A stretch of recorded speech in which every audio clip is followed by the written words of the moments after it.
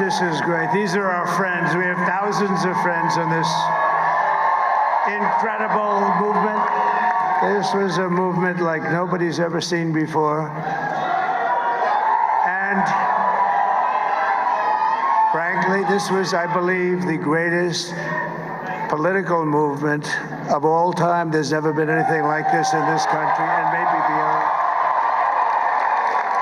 And now it's going to reach a new level of importance because we're going to help our country heal. We're going to help our country heal. We have a country that needs help, and it needs help very badly. We're going to fix our borders. We're going to fix everything about our country. And we made history for a reason tonight, and the reason is going to be just that. We overcame obstacles that nobody thought possible, and it is now clear that we've achieved the most incredible political thing. Look what happened. Is this crazy?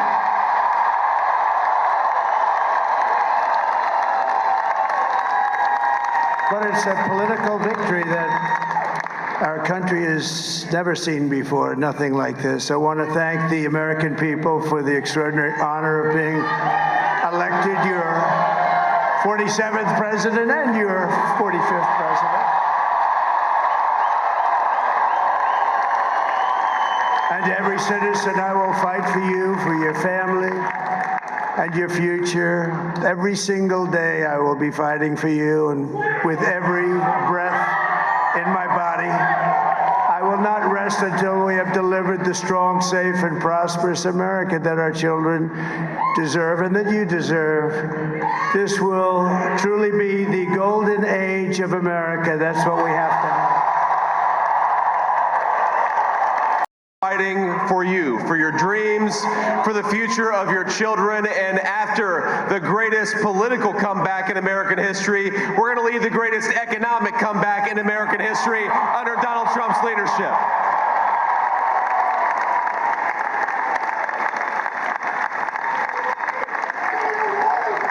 Thank you very much. He's turned out to be a good choice. I took a little heat at the beginning, but he was, I knew the brain was a good one, about as good as it gets. And we love the family, and we're going to have a great 4 years, and we're going to turn our country around, make it something very special. It lost that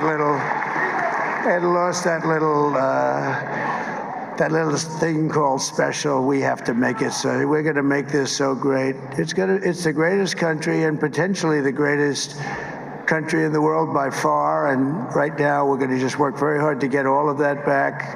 We're going to make it the best it's ever been. We can do that. If we had to wait longer, I don't know. It was going bad, and it was going bad fast. We're going to have to seal up those borders, and we're going to have to let people come into our country. We want people to come back in, but we have to let them come back in, but they have to come in legally. They have to come in legally. Let me also express my tremendous appreciation for Susie and Chris, the job you did. Susie, come here. Come here, Susie. Chris, come here, Chris. Susie likes to stay sort of in the back, let me tell you. The Ice Maiden, we call her the Ice Maiden. Come here, Chris. Come here, Chris. Susie likes to stay in the background. She's not in the background. Come here, Susie. You want me to say something? This wasn't expected, but I just want to thank, obviously, President Trump for this journey. It was a great one, and he's a hell of a candidate, and he's going to be a hell of a great 47th president. And this team that we had, the best team, and, of course, even my boss, Susie Wiles, the best. Thank you. Thank you, and thank you, Susie. Look at this. She's shy. I've never seen her be shy before. Susie. They're great. Everybody up here is great. Everybody up here is very special. But the Trump, who did you say? Oh, let me tell you, we have a new star. A star is born, Elon. he is. Now he's an amazing guy. We were sitting together tonight. You know, he spent 2 weeks in Philadelphia and different parts of Pennsylvania campaigning. You know, he sent the rocket up 2 weeks ago, and I saw that rocket, and I saw it coming down. I saw it. It was, when it left, it was beautiful, shiny white. When it came down, it didn't look so pretty. It was going 10,000 miles an hour, and it was burning like hell. I said, "What happened to your paint job?" He said, "We've never made a paint that could withstand that kind of heat." And but I saw it come down and turn around, and it was, you know, it's like 22 stories tall, by the way. It looks a little smaller than that, but it's big. And it came down, and you saw all that fire burning, and I'm saying, only Elon can do this. It must be an Elon.